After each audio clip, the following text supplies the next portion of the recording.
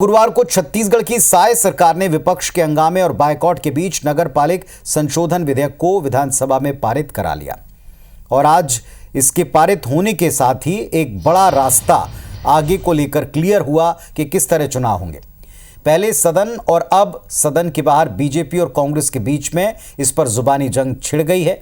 विपक्ष ने यह आरोप लगाया कि विधानसभा अध्यक्ष ने विधेयक के खिलाफ कांग्रेस की आपत्ति को सुना नहीं, खारिज किया। इसके खिलाफ कांग्रेस ने सदन का बायकॉट कर दिया। विधानसभा परिसर में महात्मा गांधी की प्रतिमा के सामने प्रदर्शन किया, विरोध जताया। सरकार पर आरोप भी लगाए अनसुनी करने के, अनदेखी करने के।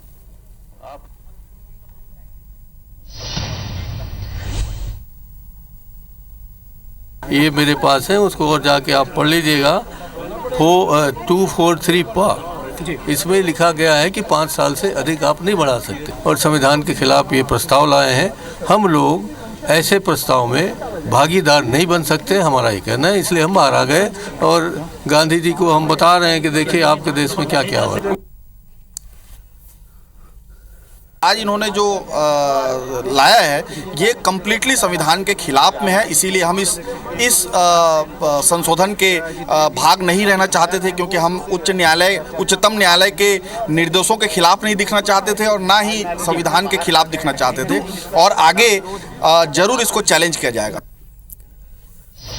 तो सदस्यों ने विपक्ष के साफ कर दिया कि आगे वो इसको चैलेंज करेंगे, क्योंकि ये संविधान के खिलाफ है, मूल व्यवस्था के खिलाफ है। विपक्ष की आपत्ति और प्रदर्शन के बाद भी सत्तारूढ़ बीजेपी ने विधानसभा में नगरपालिका संशोधन विधेयक को पारित करा लिया। नंबर्स उनके साथ हैं और इसके बाद अब निकाय चुनाव में कुछ अहम तब्दीलियां, अहम बदलाव होंगे। एक क्लैरिटी मिल गई कि किस तरह के चुनाव होंगे।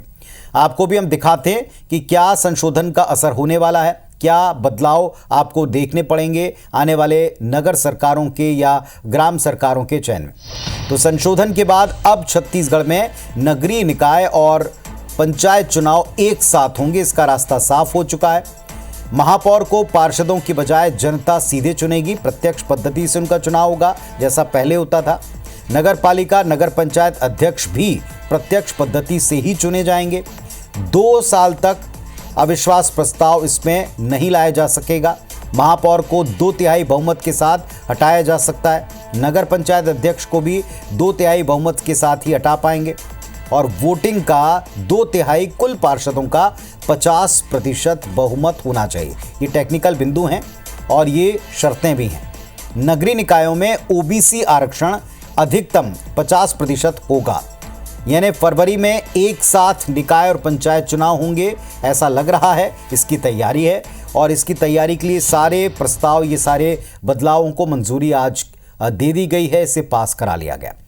तो नगर पालिका संशोधन विधेयक और कांग्रेस के आरोप पर नगरीय प्रशासन मंत्री अरुण साव ने विस्तार से जवाब दिया। सदन के भीतर भी कहा था, लेकिन बाहर भी इस पर जवाब दिया। जनता के अधिकारों के हनन हुआ था। विष्णुदेव साय की सरकार ने वो अधिकार जनता को फिर से वापस दिया है और अब एक जवाबदेह और लोकतांत्रिक तरीके से महापौर अध्यक्षों का चुनाव होगा। साथ ही पिछड़े वर्ग के आरक्षण को लेकर जो माननीय सर्वोच्च न्यायालय ने निर्देश दिया है, उसके अनुरूप उसमें व्यवस्था हमने किया है। तो आज सरकार ने इसे पास कर लिया और अब रास्ता साफ हो गया। फरवरी तक ये चुनाव होंगे और एक साथ होंगे और उसकी तैयारी हो गई। दूसरी तरफ क्या तैयारी हुई आज इस चुनाव को लेकर, वो भी आपको बताएंगे डिटेल में।